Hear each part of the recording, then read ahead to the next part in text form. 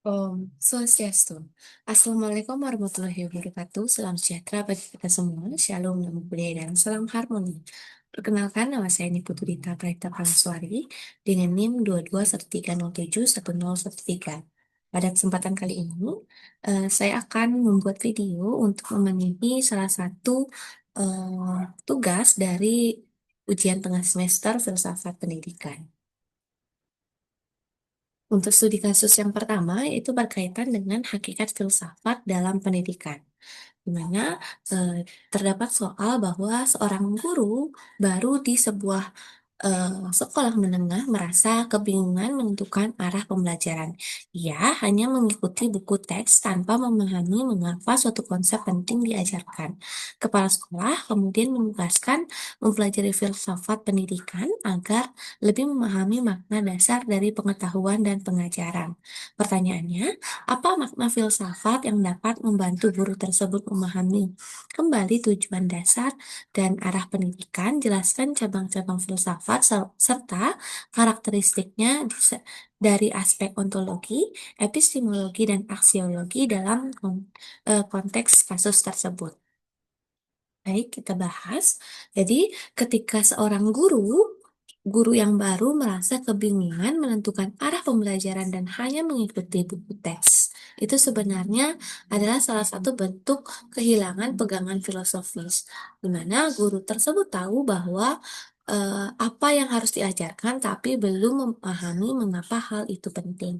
Filsafat pendidikan dalam hal ini dapat digunakan untuk mengatasi kebingungan dari guru tersebut, di mana filsafat pada dasarnya adalah cinta kebijaksanaan yang merupakan upaya manusia untuk mencari makna teladan atau makna terdalam dari berbagai hal. Pendidikan filsafat dapat membantu guru menemukan kembali hakikat pendidikan, yang dimana mengajar itu bukan sekedar memindahkan isi buku ke kepala siswa, tapi memahami tujuan, nilai, serta arah proses belajar itu sendiri. Guru akan menjadi lebih sadar bahwa setiap konsep, metode, dan kurikulum selalu memiliki dasar pemikiran yang harus dipelajari dan bukan sekedar diikuti. Adapun tiga cabang utama filsafat, yaitu ada ontologi, epistemologi, dan aksiologi, yang dapat dipahami untuk eh, membantu guru tersebut sebagai fondasi berpikir seorang pendidik. Ontologi akan menjawab pertanyaan tentang apa yang ada atau dalam pendidikan, berarti apa hakikat pendidikan dan apa hakikat peserta didik. Berdasarkan pertanyaan-pertanyaan tersebut, seorang guru dapat melihat bahwa siswa bukan sekadar wadah kosong yang harus diisi, tetapi manusia yang sedang berkembang dan memiliki karakter yang unik. Melalui pemahaman tentang aspek ontologi, guru bisa lebih peka terhadap proses-proses apa saja yang sebenarnya terjadi saat belajar. Nah, selanjutnya yang kedua adalah epistemologi. Epistemologi merupakan cabang filsafat yang menelaah tentang pengetahuan, bagaimana pengetahuan diperoleh, dan apa yang dianggap benar, dan bagaimana cara membuktikannya. Konsep epistemologi dalam pendidikan membantu guru memahami bahwa belajar bukanlah hanya berkaitan dengan menerima informasi saja, tetapi berkaitan juga dengan membangun pemahaman melalui pengalaman, diskusi, observasi, eksperimen, dan refleksi. Guru yang memahami epistemologi tidak lagi mengajar dari buku, tetapi mulai bertanya bagaimana siswa tahu sesuatu itu benar, apakah dari pengalaman. Nah, pemahaman ini membuat proses belajar menjadi lebih bermakna. Selanjutnya yang ketiga adalah aksiologi. Aksiologi merupakan cabang filsafat yang menelaah tentang nilai, apa yang dianggap baik, penting, dan berguna. Aksiologi sangat penting dalam pendidikan karena pendidikan bukanlah hanya membentuk pengetahuan saja, tetapi juga karakter dan moral. Guru yang memahami konsep aksiologi akan menyadari bahwa materi pelajaran tidak boleh dipisahkan dengan nilai-nilai kebaikan seperti kejujuran, kedisiplinan, dan tanggung jawab, sehingga pembelajaran tidak hanya mengejar nilai ujian saja, tetapi benar-benar membantu siswa untuk tumbuh sebagai seorang manusia. Baik, untuk studi kasus yang kedua yaitu berkaitan dengan guru dan pertanyaan ontologis. Dalam sebuah penelitian, seorang guru bertanya, apakah belajar itu proses menghafal atau membentuk makna? Pertanyaan ini menimbulkan perdebatan di antara peserta. Pertanyaannya, bagaimana aspek ontologi filsafat pendidikan dapat digunakan untuk menjawab pertanyaan guru tersebut, dan apa implikasi terhadap cara guru memahami makna belajar? Oke. Pertanyaan apakah belajar itu menghafal atau membentuk makna itu sebenarnya adalah pertanyaan filosofis yang sangat mendasar yang menyentuh hakikat belajar itu sendiri. Ontologi membahas apa yang ada dan apa hakikat sesuatu. Ontologi menanyakan tentang apa hakikat manusia, apa hakikat belajar, apa hakikat pengetahuan. Nah, ketika guru mengajukan pertanyaan tersebut, maka seorang guru tersebut sedang mempertanyakan definisi yang paling esensial dari proses belajar. Sudut pandang konsep ontologi menekankan bahwa belajar tidak bisa hanya menghafal saja. Belajar merupakan sebuah proses perubahan diri baik dari segi pengetahuan, keterampilan maupun sikap. Ketika siswa belajar, mereka tidak hanya menyimpan informasi tetapi menafsirkan, menghubungkan dan memberi arti terhadap apa yang dipelajarinya. Konsep ontologi akan mengajarkan guru bahwa siswa adalah makhluk yang berkembang dan memiliki kapasitas untuk berpikir, merasakan, dan memahami. Proses belajar seharusnya membantu siswa menemukan makna dan bukan hanya mengulang informasi saja. Nah, tujuan utama dari proses pembelajaran adalah perubahan yang terjadi dalam diri siswa ketika siswa mampu mengerti mengapa suatu pengetahuan penting dan bagaimana pengetahuan itu relevan dalam hidupnya. Nah, implikasi bagi guru adalah perubahan cara pandang terhadap pembelajaran di kelas di mana guru tidak lagi berfokus pada berapa banyak siswa yang mengingat, tetapi pada seberapa dalam siswa itu memahami. Nah, guru akan lebih memilih kegiatan belajar yang memberi kesempatan eksplorasi, diskusi, refleksi, dan aplikasi daripada sekadar ulangan hafalan. Nah, guru juga akan menyadari bahwa setiap siswa membangun makna dengan cara yang berbeda-beda, sehingga belajar perlu bersifat fleksibel, kreatif, dan humanis. Oke, untuk studi kasus yang ketiga yaitu epistemologi di ruang kelas, di mana pertanyaannya seorang dosen di LPTK atau Lembaga Pendidikan Tenaga Kependidikan memperkenalkan berbagai cara memperoleh pengetahuan mulai dari pengalaman, eksperimen, hingga intuisi. Pertanyaannya, analisislah kasus ini menggunakan sudut pandang epistemologi filsafat pendidikan dan bagaimana pemahaman tentang sumber pengetahuan memengaruhi metode mengajar. Oke, kita bahas di mana ketika seorang dosen di LPTK memperkenalkan berbagai cara memperoleh pengetahuan, mulai dari pengalaman, eksperimen, hingga intuisi, sebenarnya eh, dosen tersebut sedang mengajak mahasiswa calon guru untuk melihat proses belajar dari sudut pandang epistemologi. Epistemologi adalah cabang filsafat yang membahas tentang bagaimana manusia mengetahui sesuatu, apa yang dianggap sebagai pengetahuan yang benar, dan dari mana pengetahuan itu berasal. Epistemologi dalam pendidikan sangat penting karena epistemologi mengajarkan cara kita melihat pengetahuan akan menentukan cara kita eh, mengajar. Nah, pengetahuan tidak hanya muncul dari membaca atau mendengar penjelasan guru saja, tetapi melalui pengalaman langsung, proses berpikir yang logis, dan eksperimen merupakan aspek yang sama pentingnya.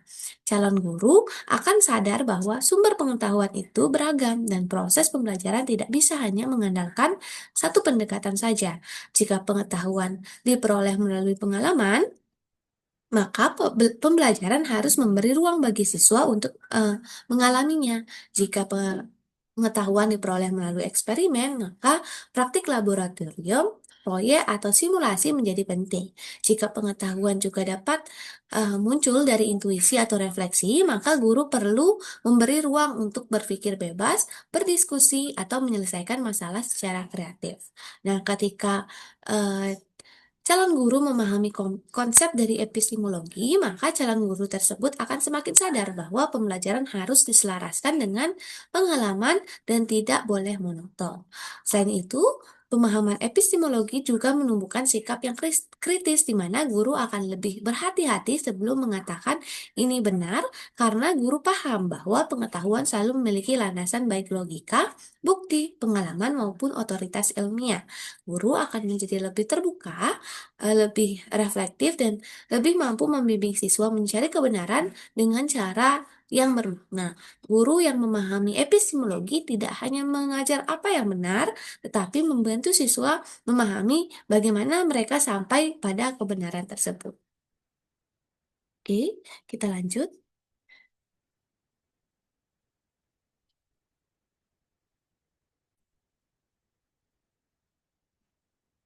Oke, soal studi kasus yang keempat itu berkaitan dengan aksiologi dalam kurikulum, di mana pertanyaannya yaitu dalam revisi kurikulum sekolah muncul perdebatan aplikasi pendidikan harus menekankan pada nilai moral atau cukup berfokus pada pencapaian akademik. Pertanyaannya, gunakan aksiologi pendidikan untuk menganalisis kasus tersebut dan bagaimana nilai dan etika mempengaruhi arah serta tujuan kurikulum. Oke, perdebatan tentang apakah kurikulum sekolah harus lebih menekankan nilai moral atau cukup fokus pada pencapaian akademik sampai saat ini masih sering diperdebatkan. Banyak banyak sekolah yang masih terjebak dalam anggapan bahwa pendidikan adalah nilai tinggi, ranking, atau prestasi akademik.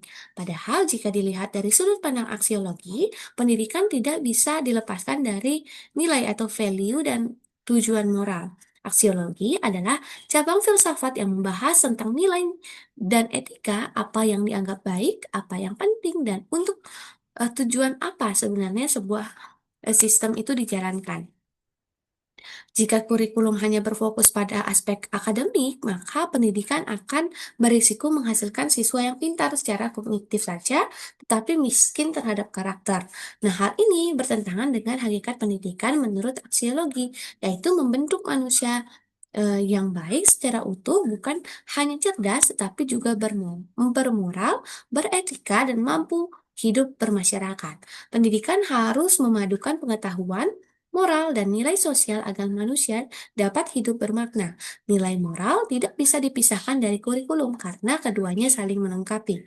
Kurikulum dirancang dengan mempertimbangkan nilai dan etika serta arah pendidikan yang menjadi lebih jelas dan bukan hanya mencetak siswa yang berprestasi saja, tetapi membangun manusia yang memiliki tanggung jawab, integritas, kepekaan sosial, dan kemampuan membuat keputusan moral. Dengan arus informasi yang masuk, maka akan membuat tantangan moral yang jauh lebih kompleks, misalnya isu digital etis, perundungan, kebinekaan, hingga tanggung jawab terhadap lingkungan. Tanpa fondasi nilai yang kuat, maka pendidikan akan dapat kehilangan arah. Penerapan aksiologi juga membantu sekolah menyeimbangkan antara pengetahuan, keterampilan, dan nilai dan alasan moral. Kurikulum yang baik bukan hanya memberi siswa rumus matematika atau fakta sejarah, tetapi juga mengajak mereka memahami mengapa itu penting dan bagaimana saya harus bertindak berdasarkan pengetahuan ini. Karakter seperti empati, kedisiplinan, kejujuran, dan kepedulian sosial tidak tumbuh dengan sendirinya karena itu harus menjadi bagian dari desain kurikulum. Pendidikan tidak bisa hanya orientasi akademik, tetapi nilai moral dan etika harus menjadi inti dari kurikulum karena pendidikan pada akhirnya bertujuan membentuk manusia yang bermakna, bukan sekedar berpengetahuan. Kombinasi keduanya akan membuat sekolah tidak hanya menghasilkan siswa yang pintar, tetapi juga siswa yang baik dan bertanggung jawab sebagai anggota masyarakat.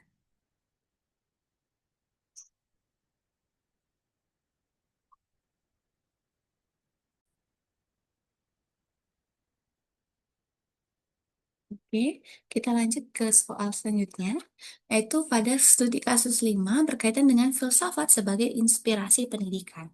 Di mana soalnya yaitu seorang kepala sekolah berupaya membangkitkan semangat guru-guru untuk terus berinovasi dan mengatakan bahwa filsafat dapat menjadi sumber inspirasi.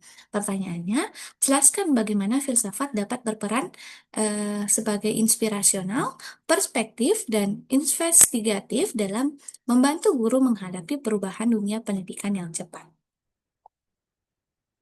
Oke, kita bahas satu persatu, di mana dimulai dari peran inspirasional. Filsafat berfungsi memberikan inspirasi dan energi baru bagi guru, di mana filsafat akan membuat guru kembali bertanya, apa tujuan pendidikan dan mengapa saya mengajar. Ketika pertanyaan itu dijawab, maka guru akan lebih merasa bersemangat dan tidak sekedar bekerja demi administrasi saja. Tujuan inspiratif mendorong guru dan siswa agar memiliki rasa ingin tahu dan semangat belajar. Guru bisa menggunakan kisah ilmuwan atau tokoh-tokoh pendidikan untuk menumbuhkan motivasi sehingga dapat membantu guru tetap bertahan dan tidak mudah kehilangan idealisme. Nah, kemudian yang kedua berkaitan dengan peran perspektif.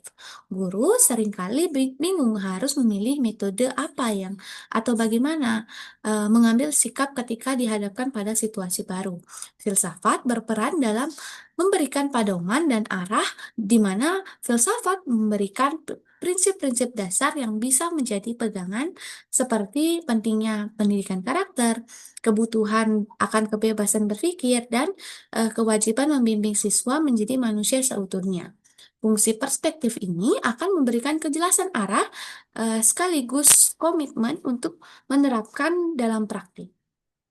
Jadi ketika terjadi perubahan kebijakan atau teknologi baru masuk kelas, maka guru tidak akan goyah karena sudah memiliki dasar filosofi yang kuat tentang apa yang baik untuk siswa. Nah, kemudian yang ketiga ada peran investigatif, di mana filsafat dapat membantu guru berpikir kritis dan menganalisis praktik pendidikan secara mendalam. Peran investigatif mendorong guru untuk mempertanyakan apakah metode baru ini efektif, apakah aturan baru sesuai dengan nilai pendidikan atau bagaimana cara memperbaiki proses belajar?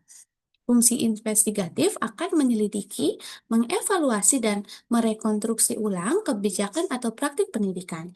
Sifat investigatif membuat guru lebih adaptif, tidak mudah menerima atau menolak perubahan, tetapi eh, mengimbanginya berdasarkan nalar dan bukti. Oke, selanjutnya studi kasus yang keenam berkaitan ideal vs real di sekolah.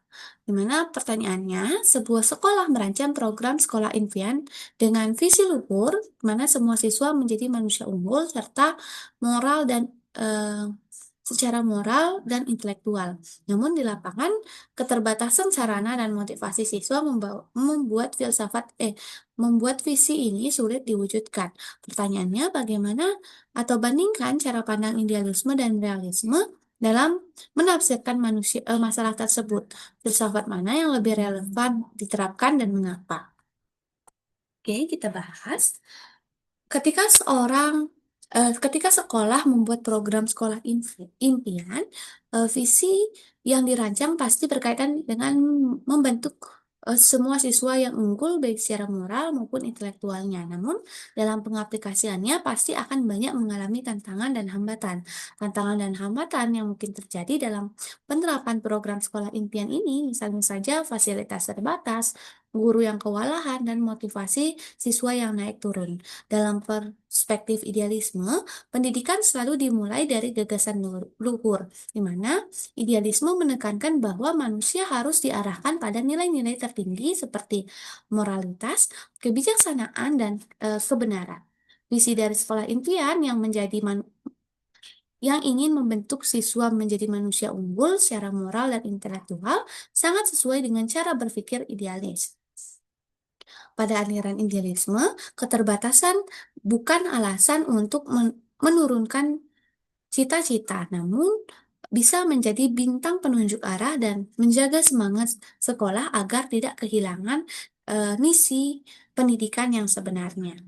Selanjutnya, dalam perspektif realisme, pandangan ini menentukan fakta secara pengalaman nyata yang ada di lapangan. Ketika fasilitas kurang dan motivasi siswa rendah, maka kaum realis akan mengatakan bahwa program tersebut harus disesuaikan kembali dengan kondisi nyata.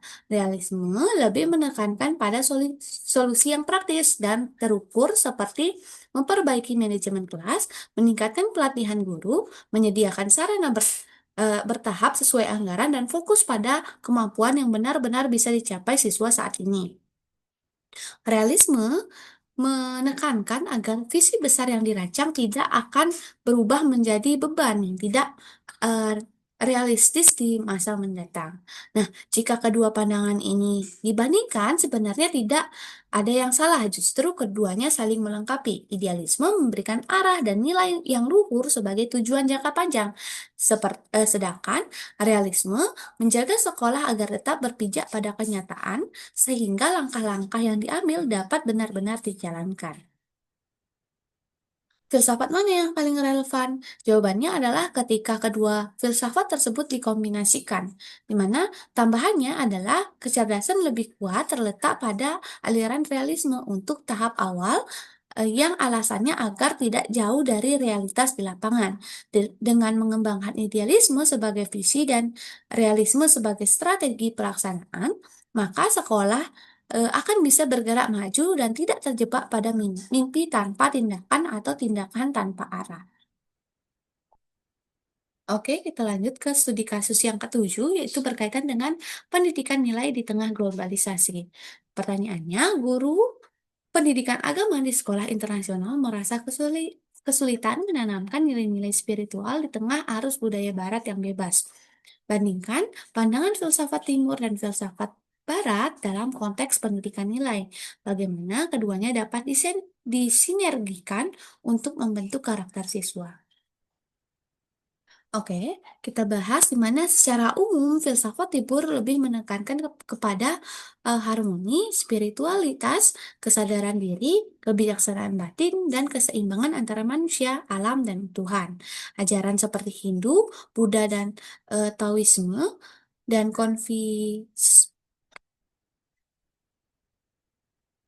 Konfusianisme mengajarkan bahwa hidup itu bukan sekedar soal logika, tetapi juga soal moralitas, keheningan batin, disiplin diri, dan kesadaran spiritual. Filsafat Timur biasanya mendorong pembiasaan, perenungan, dan keteladanan dalam pendidikan nilai.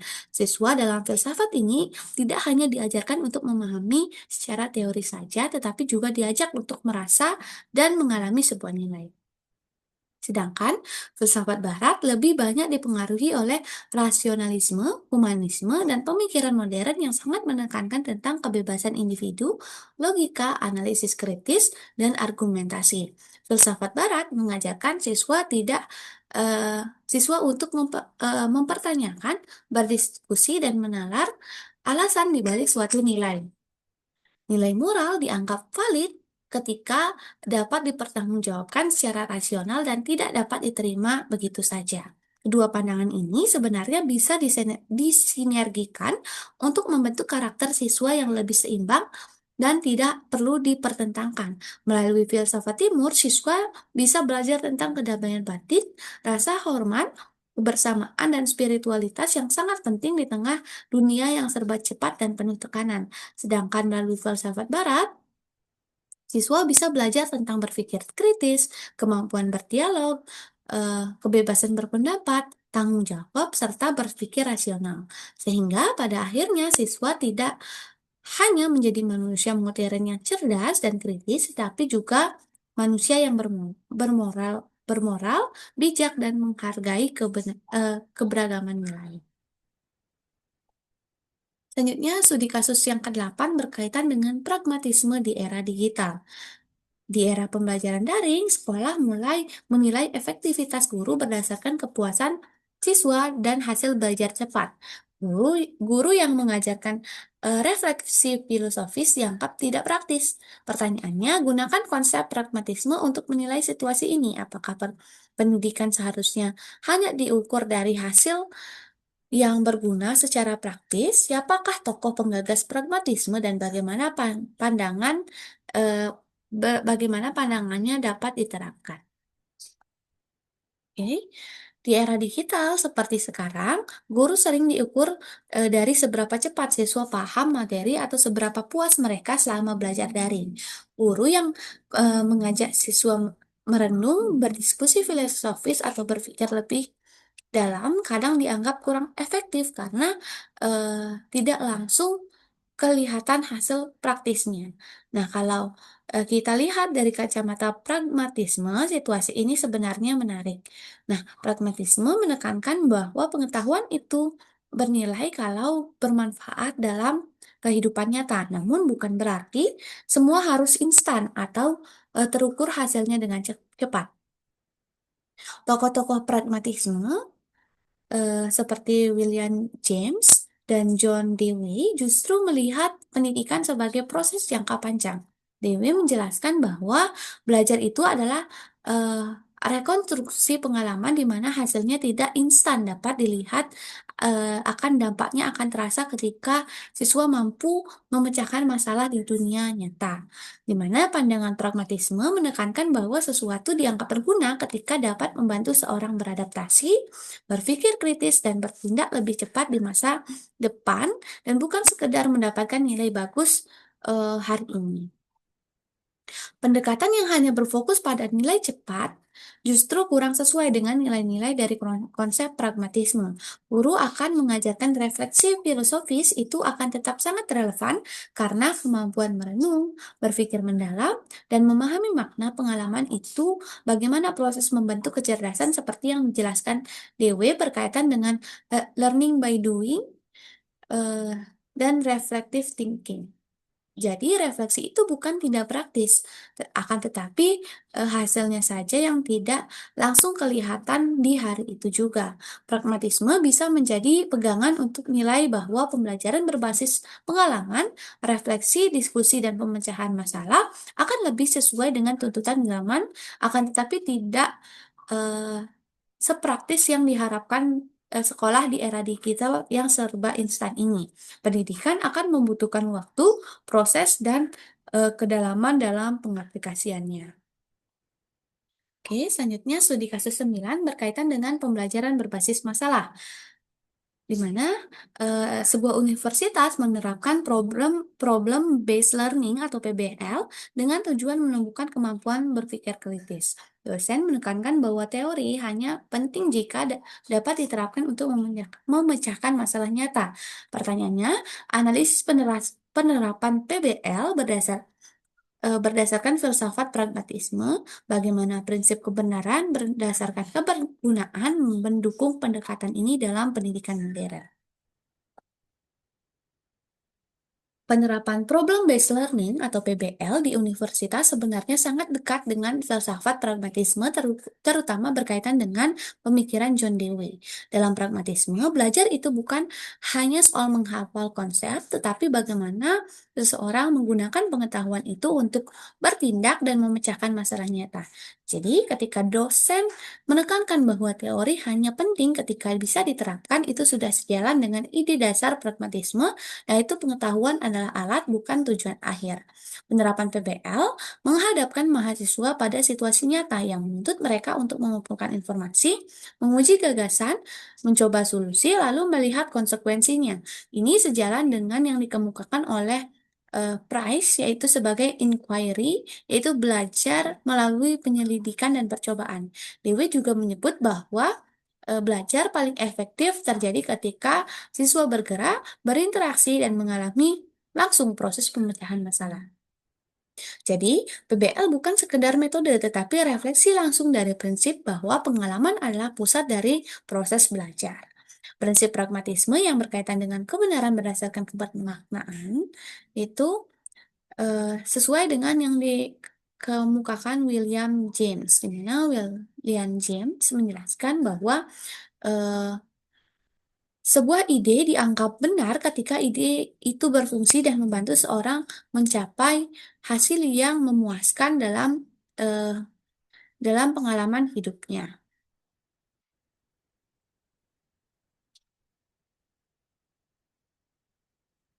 Pada pendekatan PBL, mahasiswa tidak hanya mengevaluasi apakah suatu teori benar secara abstrak, tapi apakah teori ini bermanfaat untuk memahami dan menyelesaikan masalah yang mereka hadapi. Contohnya saja pada materi teori komunikasi dalam organisasi di kampus, yang mungkin terasa abstrak ketika hanya dipelajari di kelas, tetapi ketika mahasiswa diminta menyelesaikan konflik dalam studi kasus manajemen, maka mereka akan melihat langsung bagaimana teori bekerja, mana yang efektif, dan mana yang perlu dimodifikasi. Di mana pada saat itulah kebenaran teori diuji melalui kebergunaannya. Selanjutnya, di era pendidikan modern, prinsip kebermaknaan pragmatisme ini menjadi sangat relevan karena pendidikan bukan lagi sekedar mengumpulkan informasi saja, tetapi membentuk kecerdasan yang mampu merespon perubahan. PBL menyediakan ruang bagi mahasiswa untuk mencoba, bereksperimen, gagal, kemudian memperbaikinya, dan menemukan makna yang merupakan proses yang dianggap Dewi sebagai inti pembelajaran yang sesungguhnya. PBL akan memberikan pengalaman nyata untuk menguji kegunaan teoris, sementara pragmatisme memberikan landasan filosofis bahwa pengetahuan memang harus diuji melalui praktik agar manusia menjadi bermakna. Keduanya memiliki tujuan yang sama, yaitu untuk membentuk pemikir kritis yang mampu mengenali sekaligus menggunakan ide tersebut. Selanjutnya, studi kasus 10 yaitu berkaitan dengan refleksi filsafat dalam kehidupan. Seorang guru senior merefleksikan pengalamannya, ia menjadi idealis, kemudian realistis, dan kini pragmatis. Dan dalam mengajar, ia menyadari bahwa setiap filsafat memiliki tempatnya masing-masing. Pertanyaannya, analisis perjalanan filsafat guru tersebut dari sudut pandang perkembangan paradigma pendidikan. Bagaimana perubahan pemahaman filsafat dapat membantu guru menjadi pendidik yang lebih bijak. Perjalanan seorang guru dari idealis, realis, hingga pragmatis sebenarnya mencerminkan perkembangan cara pandang terhadap pendidikan. Banyak guru yang memulai karirnya sebagai seseorang yang idealis karena idealisme memang menekankan bahwa pendidikan adalah jalan menuju kesempurnaan manusia, baik secara moral, karakter, maupun penguasaan ide-ide. Guru biasanya ingin semua berjalan dengan sempurna di mana siswa berkarakter baik, berpikir mendalam, kemudian serta menghargai nilai-nilai. Ini sejalan dengan pandangan idealisme yang mengutamakan dunia ide, nilai moral, dan tujuan-tujuan luhur dari pendidikan. Setelah bertahun-tahun mengajar, guru biasanya mulai merasakan realis lapangan yang tidak selalu sejalan dengan idealisme. Pada fase ini, fase realis muncul, di mana realisme menekankan bahwa pendidikan harus berhadapan dengan kenyataan bahwa siswa memiliki kemampuan yang berbeda-beda, kondisi sekolah yang terbatas, dan proses belajar yang perlu mengandalkan pengalaman serta fakta yang konkret. Mana guru pada fase ini biasanya mulai menyelaraskan idealisme dengan pendekatan yang lebih faktual, seperti memilih metode yang lebih praktis dan memperhatikan kemampuan individual siswa. Ketika seorang guru akhirnya sampai pada fase pragmatis, maka itu menandakan bahwa seorang guru telah menemukan jalan tengah, di mana pragmatisme melihat bahwa kebenaran ini dinilai dari kebergunaan dan pendidikan yang baik adalah pendidikan yang relevan dengan kehidupan. Guru yang pragmatis bukan berarti kehilangan idealisme atau mengabaikan kenyataan, tetapi lebih fleksibel, yaitu fokus pada apa yang berfungsi, apa yang membuat siswa benar-benar belajar, dan apa yang memberikan pengalaman bermakna. Sikap seperti dekat dengan gagasan John Dewey tentang learning by doing, itu pengalaman dan pembelajaran yang demokratis. Nah, perubahan pemahaman filosofis seperti ini akan membuat guru lebih bijak. Guru tidak hanya terjebak dalam satu aliran tertentu, tetapi memahami bahwa setiap filsafat mempunyai tempatnya masing-masing. Idealisme memberikan arah moral dan visi, kemudian realisme Membuat guru berpijak pada fakta dan pragmatisme membantu guru menyesuaikan diri dengan tantangan zaman. Guru yang sudah mampu menyelaraskan ketiga cara pandang ini akan lebih tenang menghadapi tantangan, tidak kaku dalam pendekatan, dan mampu membuat pembelajaran lebih bermakna bagi siswa. Di mana perjalanan filsafat seorang guru bukan tanda bahwa guru tersebut akan berubah-ubah, tapi merupakan tanda bahwa guru itu akan terus bertumbuh. Oke, baik sekian dari saya. Mohon maaf jika terdapat beberapa kesalahan kata. Saya akhiri dengan para Santi. Om Santi, Santi, Santi Om. Assalamualaikum warahmatullahi wabarakatuh. Selamat sejahtera bagi kita semua. Shalom, namo buddhaya, dan salam harmoni. Terima kasih.